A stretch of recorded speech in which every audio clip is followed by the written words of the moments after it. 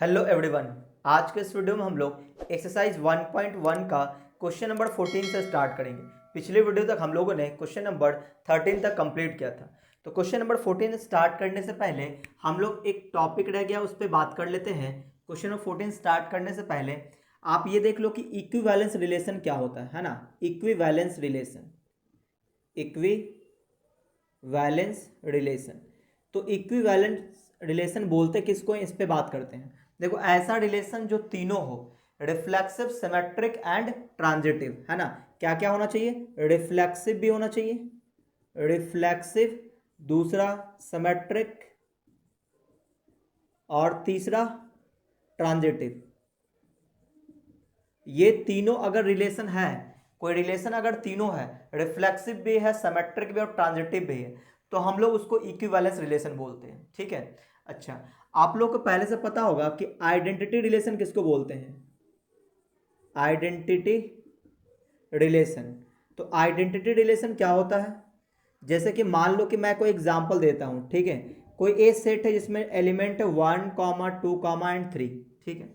ये हमने एक सेट ले लिया।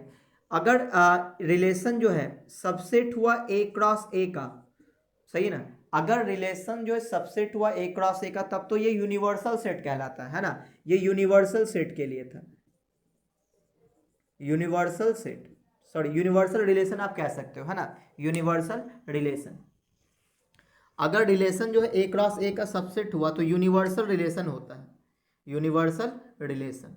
लेकिन हम लोग यहाँ पे बात करना चाहते हैं आइडेंटिटी रिलेशन। तो आइडेंटिटी रिलेशन के लिए क्या होना चाहिए कि रिलेशन तो ए क्रॉस ए का ही सबसेट होना चाहिए, लेकिन रिलेशन में जो एलिमेंट्स होना चाहिए वो 1, 1, 2 एंड 3 बस। इसके अलावा और कोई एलिमेंट नहीं होना चाहिए, और कोई ऑर्डर पेयर नहीं होना चाहिए। ठीक है। अगर ऐसा है तो इसको हम लोग क्या बोलेंगे? ये आइडेंटिटी रिलेशन है। ठीक है। आइडेंटिटी रिलेशन को हम लोग आई ए भी ऐसे दिखाते हैं। ठीक है। तो यहाँ पे अगर सेट ए है, कोई सेट ए है, इसमें जितना भी एलिमेंट है तो खुद का पेयर होना चाहिए, सभी एलिमेंट का खुद का पेयर होना चाहिए बस। इसके अलावा और कोई ऑर्डर पेयर नहीं होना चाहिए, और इससे कम भी नहीं होना चाहिए। ठीक है। तो इसको हम लोग आइडेंटिटी रिलेशन बोलते हैं। लेकिन अगर हम लोग बात करें रिफ्लेक्सिव की, तो रिफ्लेक्सिव में क्या होता है? तो ये आपका हो गया आइडेंटिटी, है ना, ये हो गया आइडेंटिटी रिलेशन। लेकिन अगर हम लोग फॉर रिफ्लेक्सिव, रिफ्लेक्सिव के लिए क्या होता है? अगर हम लोग बात करें रिफ्लेक्सिव में, तो रिफ्लेक्सिव में जो है कि 1, 1, 2, 3 ये तो होना ही चाहिए, साथ ही साथ इसके अलावा और भी कोई ऑर्डर पेयर हो भी सकता है, नहीं भी हो सकता है। 1, 1, 2 एंड 3 ठीक है। इसके अलावा मान लो हमने डाल दिया 2, 1, सही है। तो ये क्या है? ये रिफ्लेक्सिव है, यानी 1, 1, 2, 3 ये तो होना ही चाहिए। इसके अलावा और भी कोई एलिमेंट हो सकता है, और भी कोई ऑर्डर पेयर हो सकता है, सही ना। तो उसको हम लोग रिफ्लेक्सिव बोलेंगे। तो इसका मतलब ये हुआ कि सभी रिफ्लेक्सिव रिलेशन आइडेंटिटी रिलेशन नहीं होता है, लेकिन सभी आइडेंटिटी रिलेशन रिफ्लेक्सिव होता है। ये आपको ध्यान में रखना है। ठीक है। इसका यूज होगा आगे। चलिए, तो हम लोग इक्विवेलेंस रिलेशन तो समझ गए, रिफ्लेक्सिव, सिमेट्रिक और ट्रांजिटिव। अच्छा, अगर मान लो कि रिलेशन जो है, रिलेशन जो है अगर बराबर हो जाए किसके? ए क्रॉस ए के। रिलेशन में जो एलिमेंट्स आए वो ए क्रॉस ए के बराबर हो गया, तो हम लोग उसको यूनिवर्सल रिलेशन बोलते हैं। ठीक है। यानी कि रिलेशन में जितना भी ऑर्डर पेयर होना चाहिए वो सभी के सभी ए क्रॉस ए का ही होना चाहिए, तो उसको क्या बोलते हैं? यूनिवर्सल रिलेशन बोलते हैं। ठीक है। चलिए, तो अभी फिलहाल हम लोग क्वेश्चन नंबर 14 स्टार्ट करते हैं। देखो, क्वेश्चन नंबर 14 में हमें ट्रू फॉल्स का क्वेश्चन है। तो सभी आइडेंटिटी रिलेशन सभी आइडेंटिटी रिलेशन जो है वो रिफ्लेक्सिव होता है, लेकिन सभी रिफ्लेक्सिव रिलेशन आइडेंटिटी नहीं होता। तो क्वेश्चन नंबर 14 देखो, राइट ट्रू और फॉल्स, ट्रू और फॉल्स बताना है। तो इसका पहला क्वेश्चन है कि एन, इसमें लिखा है an identity relation on a non empty set is an equivalence relation. कहता है कि आइडेंटिटी रिलेशन जो है ये एक इक्विवेलेंस रिलेशन होगा। ये आप बताइए ट्रू है या फॉल्स है। तो सोचो, अगर कोई इक्विवेलेंस रिलेशन लेते हैं, है ना, मान लो कोई ए सेट लेते हैं, ठीक है। हालांकि ये ट्रू है ना, मैं आपको समझा रहा हूँ ट्रू कैसे है। जैसे मान लो हमने कोई एक एग्जाम्पल लिया, है ना, ए सेट लिया, तो इसमें अगर हम लोग आइडेंटिटी रिलेशन बनाए, यानी आई ए बनाए, यानी कि रिलेशन देखें, तो रिलेशन क्या क्या मिलेगा? 1, 1, 2, और 3, 3। सही है। तो ये क्या है, आइडेंटिटी रिलेशन, इसके अलावा कोई एलिमेंट नहीं होना चाहिए। तो आप देखो ये क्या है, रिफ्लेक्सिव है, क्योंकि ए टाइप का यहाँ पे ऑर्डर पेयर है। अच्छा, 1, 1 इसका उल्टा ये खुद होता है, इसका उल्टा ये खुद, इसका उल्टा ये खुद है, यानी कि सिमेट्रिक भी है और ट्रांजिटिव भी है। क्यों? क्योंकि जहां पे ये खत्म हुआ वहां से कोई स्टार्ट होने वाला कोई है ही नहीं। सही ना? क्योंकि आपको ये पता होगा कि रिफ्लेक्सिव में क्या होता था, रिफ्लेक्सिव में हम लोग क्या देखते हैं, A, belongs to R for all A belongs to A। सही ना? अच्छा, सिमेट्रिक में क्या देखते हैं, सिमेट्रिक में देखते हैं अगर A, B बिलोंग किया आर को तो जरूर B, A भी बिलोंग करना चाहिए आर को। और ट्रांजिटिव में क्या देखते हैं, ट्रांजिटिव में कि अगर A, B रिलेशन में है एंड B, C रिलेशन में है तो इम्प्लाइज A, C भी रिलेशन में होना चाहिए। अगर ये है तो ये होना चाहिए, और अगर ये दोनों ऑर्डर पेयर तो ये होना चाहिए। सही ना? और अगर मान लो ये ऑर्डर पेयर है ही नहीं तो वो सिमेट्रिक भी और ट्रांजिटिव भी। तो यहाँ देखो 1, 1 यहाँ तो डिफरेंट वाला देखना है ना, तो डिफरेंट वाला तो कोई है ही नहीं, तो इसका मतलब ये सिमेट्रिक है। और ट्रांजिटिव के लिए A, B जहाँ पे खत्म हुआ वहीं से स्टार्ट होना चाहिए। देखो यहाँ पे 1 पे खत्म हुआ, 1 से स्टार्ट होने वाला कोई है ही नहीं, यहाँ पे 2 पे खत्म हुआ, 2 से स्टार्ट होने वाला कोई है ही नहीं। इसका मतलब ये हुआ कि ये ट्रांजिटिव है। तो ये रिफ्लेक्सिव भी है, सिमेट्रिक और ट्रांजिटिव भी है। तो इसका मतलब ये हुआ आइडेंटिटी रिलेशन जो होता है वो इक्विवेलेंस रिलेशन होता है। सही ना? तो यहाँ पे हो जाएगा आंसर क्या, ट्रू हो जाएगा। इसका सेकंड में बात करते हैं। देखो इसका सेकंड क्या है, universal relation on a non ambiguity set A is an equivalence relation. जो हमारा यूनिवर्सल रिलेशन है वो भी एक इक्विवेलेंस रिलेशन होगा। क्या ये बात सही है? चेक करते हैं। देखो पहली बात तो यूनिवर्सल रिलेशन किसको बोलेंगे, मान लो ए सेट है तो यहाँ पे जो रिलेशन आएगा यूनिवर्सल रिलेशन वो क्या होना चाहिए, A का सभी एलिमेंट इसमें आना चाहिए। ठीक है? तो यहाँ देखो अगर हम लोग सभी एलिमेंट लें तो क्या क्या लिखेंगे, तो 1, 2, 3 है ना, इसका कार्टेशियन प्रोडक्ट लेंगे 1, 2, 3 के साथ। सही है? तो ये क्या क्या आएगा, 1, 1 फिर 1, 2 1, 2 1, 3 है ना, और इस तरह से सभी एलिमेंट आ जाएगा। लास्ट में कितना आएगा, 3, 3। इसका मतलब इसके अंदर सभी एलिमेंट्स पाया जाएगा। सही है? तो इसको आप चेक करोगे तो ये रिफ्लेक्सिव भी होगा, सिमेट्रिक भी होगा, ट्रांजिटिव भी होगा, क्योंकि सभी ऑर्डर पेयर यहाँ पे मिल जाएंगे। तो ये भी क्या है, स्टेटमेंट ट्रू है कि यूनिवर्सल रिलेशन जो होता है वो भी क्या होता है, इक्विवेलेंस रिलेशन होता है। क्यों?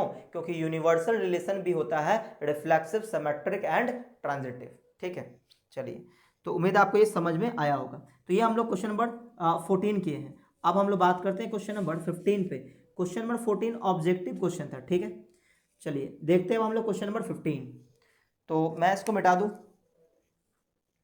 तो आप याद रखना कि आइडेंटिटी रिलेशन जो है वो क्या होता है, इक्विवेलेंस रिलेशन होता है। और यूनिवर्सल रिलेशन भी क्या होता है, इक्विवेलेंस रिलेशन होता है। क्यों? क्योंकि ये दोनों जो है तीनों होता है, रिफ्लेक्सिव, सिमेट्रिक और ट्रांजिटिव। ठीक है? तो अब हम लोग बात करते हैं क्वेश्चन नंबर 15 पे। देखो क्वेश्चन नंबर 15 क्या है कि let a relation R be defined on set Z, है ना। इसका मतलब ये हुआ कि रिलेशन में जो ऑर्डर पेयर होगा वो जेड क्रॉस जेड का ही होगा। ठीक है? यानी integer by x related to y. यहाँ पे कुछ डिफाइन किया relation, x related to y implies and implied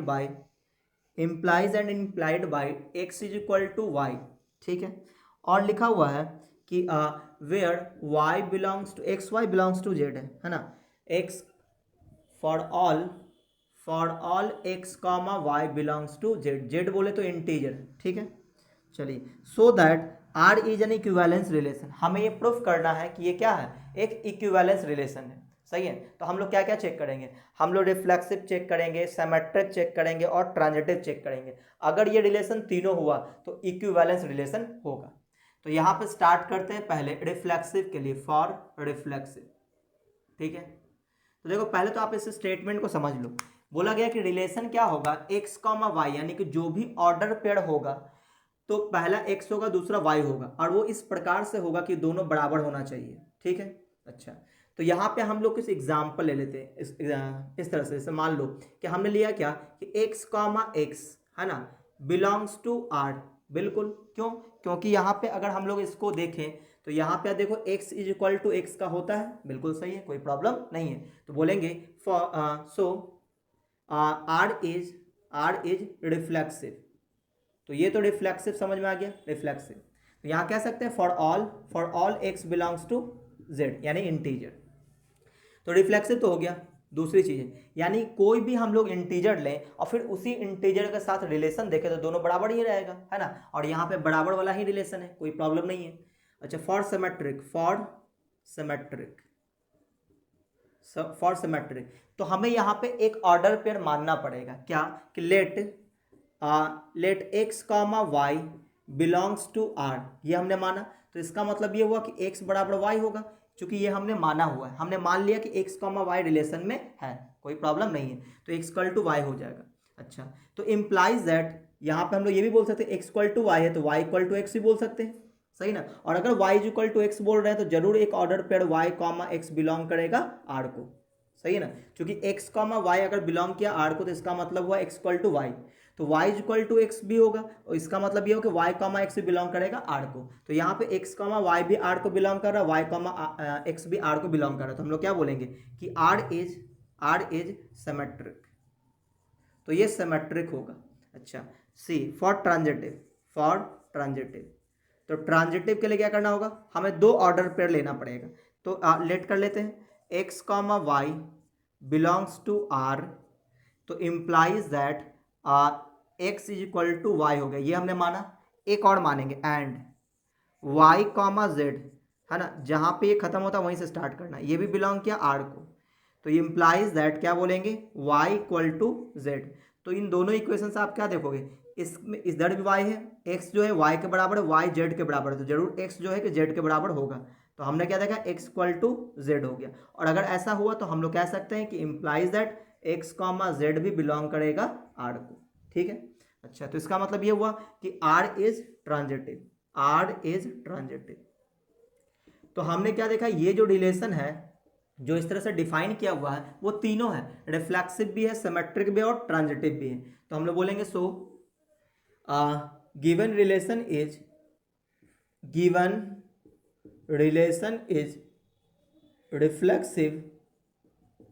reflexive symmetric and transitive. So R is an equivalence relation, तो ये क्या कहलाएगा, इक्विवेलेंस रिलेशन कहलाएगा, इक्विवेलेंस रिलेशन। अगर कोई रिलेशन तीनों है, रिफ्लेक्सिव, सिमेट्रिक एंड ट्रांजिटिव, तो वो रिलेशन क्या कहलाएगा, इक्विवेलेंस रिलेशन कहलाएगा। तो उम्मीद है आपको ये समझ में आया होगा। तो आप इसका स्क्रीनशॉट ले लो, हम लोग अगले क्वेश्चन पे बात करते हैं।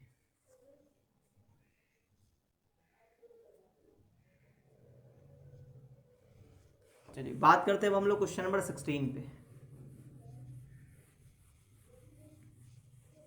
देखो यहाँ पे अगर हम लोग ये दिखाना है कि रिफ्लेक्सिव है तो आपको कोई एग्जाम्पल देने की जरूरत नहीं है ना, तो आप डायरेक्ट सीधा डेफिनेशन से भी काम चला सकते हो। लेकिन अगर मान लो कि कोई रिफ्लेक्सिव नहीं है तो आपको कुछ एग्जाम्पल दिखाना पड़ेगा कि क्यों रिफ्लेक्सिव नहीं है, ये तरीका होता है प्रूफ करने का। देखो अब अगले क्वेश्चन में बात करते हैं, यानी क्वेश्चन नंबर 16 पे। देखो 16 क्या है, late a relation R be defined on set Z of integer by x related to y। देखो एक रिलेशन दिया हुआ x related to y implies and implied by x minus y is an even integer, ठीक है, even integer होना चाहिए, ठीक है। Is R an equivalence relation, बोला ये जो रिलेशन है वो एक इक्विवेलेंस रिलेशन होगा, ये हमें प्रूफ करना है। तो क्या करेंगे, तो हम लोग देखेंगे रिलेशन किस तरह से डिफाइन किया हुआ कि हमें order pair x comma y के फॉर्म में लेना है, इस प्रकार से लेना कि x माइनस वाई करने पर इवन इंटीजर आना चाहिए। इवन इंटीजर बोलने का मतलब 2 4 6 8 10, माइनस में भी चलेगा, -2 -4 -6, है ना, ये भी चलेगा। तो यहाँ पे हम लोग क्या क्या दिखाएंगे, तीनों दिखाना पड़ेगा कि फॉर रिफ्लेक्सिव, तो रिफ्लेक्सिव के लिए चेक करते हैं, ठीक है। तो यहाँ क्या बोलेंगे, x कॉमा एक्स सेम लेना पड़ता है रिफ्लेक्सिव के लिए, बिलोंग्स टू r, तो इसका क्या मतलब हुआ, implies and implied word, x minus x करने पर इवन इंटीजर आना चाहिए। देखो x माइनस एक्स करें तो क्या आएगा, 0 आएगा, इज एन इवन, जीरो क्या है, इवन इंटीजर है, इज इवन इंटीजर, और अगर ये इवन इंटीजर है तो कोई प्रॉब्लम नहीं है, ठीक है ना। एक्स के हर एक इंटीजर के लिए ये ट्रू है, ठीक है। तो विच इज ट्रू, तो ये हो गया ट्रू। अगर ये ट्रू है इसका मतलब ये हुआ कि R is reflexive, R is reflexive, तो आर हो गया रिफ्लेक्सिव। अब हम लोग बात करते हैं सिमेट्रिक पे।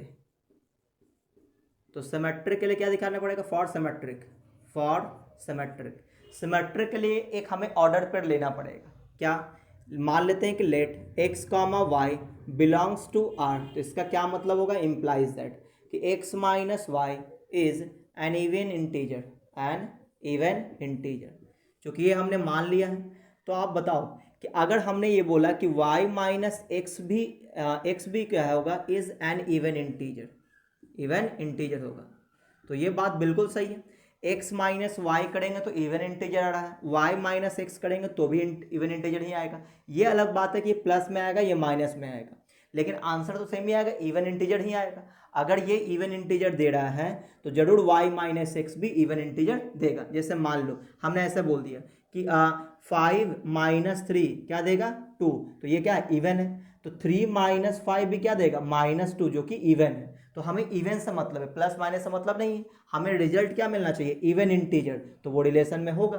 तो इसका मतलब एक्स माइनस वाई भी इवन इंटीजर दे रहा है, वाई माइनस एक्स भी इवन इंटीजर दे रहा है। इसका मतलब ये हुआ एक्स कॉमा वाई भी बिलोंग करेगा आर को, वाई कॉमा एक्स भी बिलोंग करेगा आर को। तो यहाँ बोलेंगे कि y comma x also belongs to are.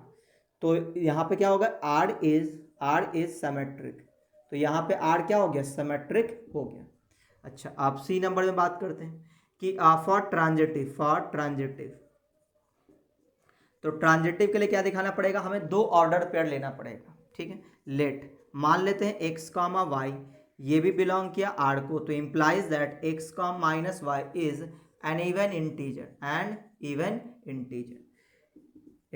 अच्छा, यहाँ पे जितना भी हम लोग यहाँ पे एक्स वाई जेड यूज कर रहे हैं वो सभी क्या है, इंटीजर है, क्योंकि यहाँ पे सेट किसका था, इंटीजर दिया हुआ था, ठीक है। तो ये बाय डिफॉल्ट आप समझ जाना कि एक्स वाई जेड क्या है, इंटीजर है, तो इवन इंटीजर है, सही ना। तो एक और मानना पड़ेगा y comma x and y comma x belongs to r, तो इसका क्या मतलब होगा कि y कॉमा एक्स नहीं, y कॉमा जेड, तो y माइनस जेड भी क्या है, इज एन इवन इंटीजर, ठीक है। अच्छा, अब देखो ये भी दे रहा है इवन इंटीजर, ये भी इवन इंटीजर है। अगर हमने दोनों को जोड़ दिया है ना, तो ये even integer plus even integer, तो क्या मिलेगा, इवन इंटीजर ही मिलेगा। अगर हम लोग इन दोनों को ऐड करें तो माइनस वाई प्लस 1 कट जाएगा, एक्स माइनस जेड बच जाएगा, तो x minus Z is an even integer. ये हमने देखा, सही है ना। कैसे, ये भी इवन इंटीजर है, ये भी इवन इंटीजर। अगर हमने दोनों को जोड़ दिया तो माइनस वाई प्लस 1 कट जाएगा, तो ये भी इंटीजर है, ये भी इंटीजर है, सॉरी इवन इंटीजर है। दोनों इवन इंटीजर को जोड़ेंगे तो क्या मिलेगा, इवन इंटीजर ही मिलेगा।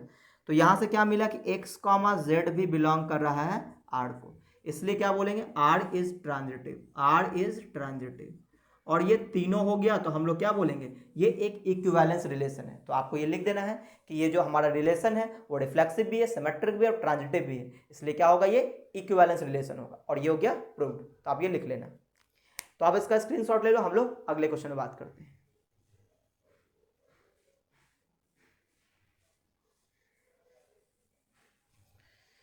तो अब हम लोग बात करते हैं क्वेश्चन नंबर 17 पे।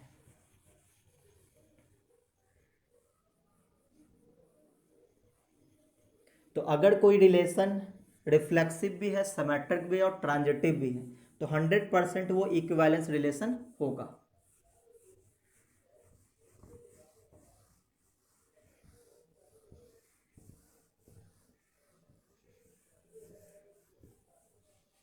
तो अब देखो अगला क्वेश्चन है 17 नंबर। 17 में क्या है, so that the relation is congruent to, एक रिलेशन है इज कॉन्ग्रुएंट टू, ये रिलेशन है, ठीक है, is congruent to on the set of all triangle, यानी कि सेट क्या है, सभी ट्राइंगल, है ना। आगे बढ़ते हैं, is in a plane is an equivalence relation. तो ये जो रिलेशन है इज कॉन्ग्रुएंट टू सभी ट्रायंगल के लिए ये इक्विवेलेंस रिलेशन होगा, ये हमें प्रूफ करना है। तो हम लोग क्या दिखाएंगे, तीनों चीज दिखाएंगे कि इज कॉन्ग्रुएंट टू जो है वो रिफ्लेक्सिव भी है, सिमेट्रिक भी है और ट्रांजिटिव भी है। चलिए तो दिखाते हैं हम लोग। तो यहाँ पे लिखेंगे फॉर, पहले नंबर बात कर रहे हैं, पहले नंबर पे फॉर रिफ्लेक्सिव। तो रिफ्लेक्सिव के लिए दो ट्रायंगल लेंगे, सॉरी एक ट्रायंगल लेंगे और उसी के साथ उसका रिलेशन देखेंगे। तो मान लेते हैं कि लेट ट्रायंगल 1 ले लेते हैं ना, ट्रायंगल 1 कॉमा ट्रायंगल 1, सही ना, बिलोंग्स टू आर। तो इसका क्या मतलब हुआ, इसका मतलब ये हुआ कि triangle 1 is congruent to, congruent का सिंबल ऐसा होता है ना, क्लास 9 में आप पढ़े होंगे कि triangle 1 is congruent to triangle 2। तो ये बिल्कुल सही है ना, विच इज ट्रू। तो ये बात सही है कि ट्रायंगल 1 खुद के साथ क्या होगा, कॉन्ग्रुएंट होगा। कॉन्ग्रुएंट का मतलब एक दूसरे को ओवरलैप कर देना, ठीक है। तो जो ट्रायंगल है अपने ही ट्रायंगल के साथ वो क्या करेगा, उसको ओवरलैप करेगा, मतलब कॉन्ग्रुएंट होगा, कोई प्रॉब्लम नहीं है। तो इसका मतलब ये हुआ कि R is reflexive, R is reflexive, कोई प्रॉब्लम नहीं है। अच्छा बी में फॉर सिमेट्रिक, तो सिमेट्रिक के लिए क्या करना पड़ेगा, एक ऑर्डर पेयर हमें लेना पड़ेगा, दो ट्रायंगल लेना पड़ेगा हमें ऑर्डर में। तो लेट हम मान लेते हैं कि डेल्टा 1 कॉमा डेल्टा 2 ये दोनों ट्रायंगल बिलोंग कर रहा है आर को। अगर ये दोनों ट्रायंगल आर को बिलोंग किया तो इसका मतलब ये हुआ कि delta 1 is congruent to delta 2, मतलब ट्रायंगल 1 और ट्रायंगल 2 एक दूसरे को क्या है, कॉन्ग्रुएंट है, मतलब ओवरलैप कर देगा एक दूसरे को। तो डेफिनेटली इसका उल्टा भी बोलेंगे, delta 2 is congruent to delta 1, तो डेल्टा 2 भी डेल्टा 1 को क्या करेगा, कॉन्ग्रुएंट कर देगा, मतलब ओवरलैप कर देगा। तो इसका मतलब ये हुआ कि डेल्टा 2 कॉमा डेल्टा 1 ये भी क्या होगा, बिलोंग करेगा आर को। तो हम लोग बोलेंगे R is symmetric, R is symmetric, कोई प्रॉब्लम यहां भी नहीं है। फॉर ट्रांजिटिव, तो ट्रांजिटिव के लिए हमें दो ऑर्डर पेयर लेना पड़ेगा, ट्रांजिटिव, सही है, दो ऑर्डर पेयर लेना पड़ेगा, ट्रायंगल 1 एंड ट्रायंगल 2।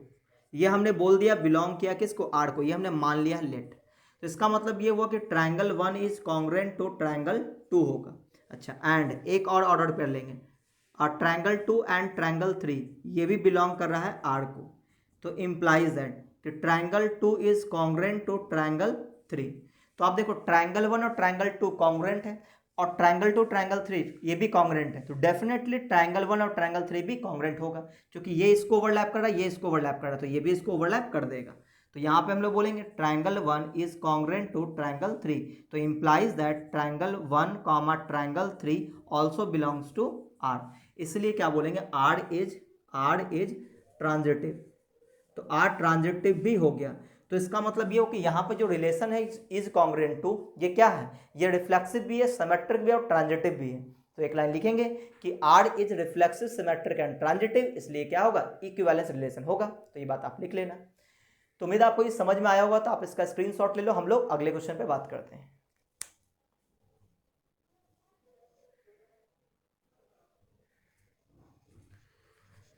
तो अब देखो क्वेश्चन नंबर 18। तो इज कॉन्ग्रुएंट टू भी क्या है, एक इक्विवेलेंस रिलेशन है। क्यों, क्योंकि ये तीनों है, रिफ्लेक्सिव भी है, सिमेट्रिक भी है एंड ट्रांजिटिव भी है।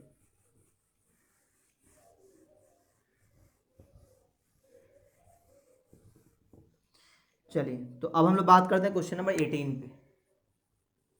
Question number 18, let A be the set of all books in a library. ठीक है, एक सेट ए है, वो क्या है, all books in a library. ठीक है, यहां पे एक सेट ए दिया हुआ है, ए है क्या, set of A is the set of all books, set of all books in a library, in a library. ठीक है, एक लाइब्रेरी में जितना बुक है उसका ये सेट है। ठीक है, आगे बढ़ते हैं। तो यहां पे बोला R be a relation on A defined as, relation कुछ डिफाइन किया हुआ इस तरह से कि x comma y such that x and y have same number of pages, have same number of pages। ठीक है, ये कुछ रिलेशन डिफाइन किया हुआ है। ठीक है, so that R is an equivalence relation. यहां भी बोला गया कि आप प्रूफ कीजिए कि आर क्या है, एक इक्विवेलेंस रिलेशन है। तो देखो पहले तो आप क्वेश्चन को समझो, यहां पे बोला गया क्या कि ए क्या है, set of all books in a library, तो यहाँ पे जरूर एक्स और वाई क्या है, दो बुक्स हैं, और इस प्रकार से दोनों बुक्स लेना है कि दोनों का नंबर ऑफ पेज क्या होना चाहिए, सेम होना चाहिए, इक्वल होना चाहिए। ठीक है, चलिए तो पहले तो हम लोग बात करेंगे फॉर रिफ्लेक्सिव की। तो रिफ्लेक्सिव के लिए क्या दिखाना पड़ता है, रिफ्लेक्सिव, तो रिफ्लेक्सिव में दिखाएंगे कि एक बुक का रिलेशन उसी बुक के साथ। ठीक है, तो यहां पे ले लेते हैं कि x comma x belongs to are, तो implies that x and x have same number of pages, तो ये बात बिल्कुल सही है, सेम नंबर ऑफ पेजेस, तो इसमें कोई दिक्कत नहीं, ये बात बिल्कुल सही है। कोई भी बुक अपने ही बुक के साथ सेम नंबर ऑफ पेज रहेगा, बिल्कुल रहेगा, है ना। तो यहाँ पे क्या बोलेंगे, आर इज रिफ्लेक्सिव, आर क्या है, रिफ्लेक्सिव है। ठीक है, अच्छा ये तो पहले नंबर की बात होगी। अब सेकेंड नंबर बात करते हैं, फॉर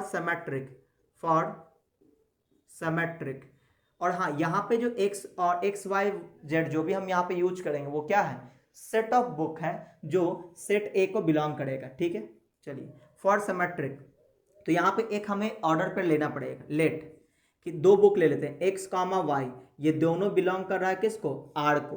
ठीक है, अच्छा इम्प्लाइज दैट, इसका मतलब ये हुआ कि x and y have same number of pages.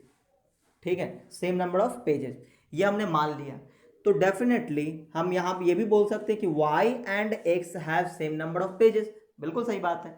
एक बुक है x, दूसरा बुक है y, इन दोनों में नंबर ऑफ पेजेस सेम है, तो हम लोग इसका उल्टा ही बोल सकते हैं ना कि y and x have same number of pages, same number of pages. हाँ, तो कोई प्रॉब्लम इसमें नहीं है, बिल्कुल ट्रू हो गई। अगर ऐसा है तो हम लोग बोलेंगे y comma x also belongs to r, सही ना, ऐसा लिख सकते हैं for all x y belongs to a, क्योंकि एक्स और वाई क्या बुक से जो सेट ए को बिलोंग करेगा। ठीक है, तो बोलेंगे आर इज सिमेट्रिक, ठीक है, अच्छा सी पे बात करते हैं, फॉर ट्रांजिटिव, तो ट्रांजिटिव के लिए हमें दो ऑर्डर पेयर लेना पड़ेगा। ठीक है, तो मान लेते हैं दो order pair x comma y belongs to R, इसका मतलब x and y have same number of pages, ठीक है। अच्छा एक और मान लेते हैं, let y comma z belongs to are, तो इसका मतलब y and z have same number of pages. तो आप बताओ कि अगर x और y ये दो बुक है, इन दोनों में नंबर ऑफ पेजेस सेम है, और y और z ये भी दो बुक है, इसमें भी नंबर ऑफ पेज सेम है, तो डेफिनेटली पहला वाला बुक और थर्ड वाला बुक का भी नंबर ऑफ पेज सेम होगा। तो यहाँ पे लिखेंगे x and z have same number of pages, तो डेफिनेटली यहाँ पे x कॉमा जेड भी बिलोंग करेगा r को, यहाँ भी कोई प्रॉब्लम नहीं है। तो बोलेंगे r इज ट्रांजिटिव, और अगर ये ट्रांजिटिव हो गया तो हम लोग क्या लिखेंगे, एक लाइन कि यहाँ पे आप लिख सकते हो उस तरह से लास्ट में कि r is reflexive symmetric and transitive, so given relation r is transitive, so given relation is an equivalence relation, ठीक है ना, और यही हमें प्रूफ करना था, और ये हो गया प्रूफ। तो उम्मीद है आपको ये समझ में आया होगा। तो आज के वीडियो को हम लोग यहीं पे रोकते हैं। अगर आपको ये वीडियो अच्छा लगा तो वीडियो को आप लाइक कर दें, अपने दोस्तों में शेयर कर दें, और अगर आप चैनल में पहली बार आए तो चैनल को सब्सक्राइब करके बेल आइकन जरूर दबा दें, ताकि जैसे मैं कोई नया वीडियो डालूंगा आपको नोटिफिकेशन मिलता रहेगा।